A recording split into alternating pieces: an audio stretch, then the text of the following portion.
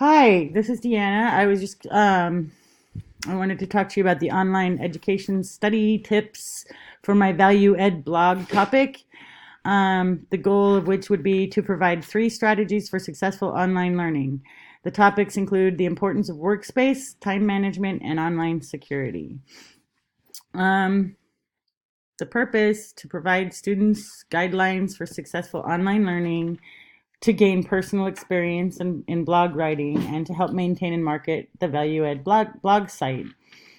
As part of this strategy, I hope to advertise and link to the Value Ed blog from my website at deannastudio.com and post other marketing links from social media sites to the Value Ed blog to gain maximum exposure. I also want to apply SEO tools to allow search bot integration to major search engines. My guiding light statement is basically to offer students new to online learning an action plan for maintaining an organized workspace and time management while ensuring a secure and private connection when working off campus.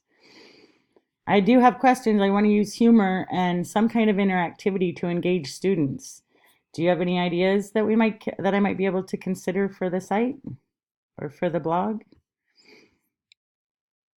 I'd love to hear anything you have to say. Thank you.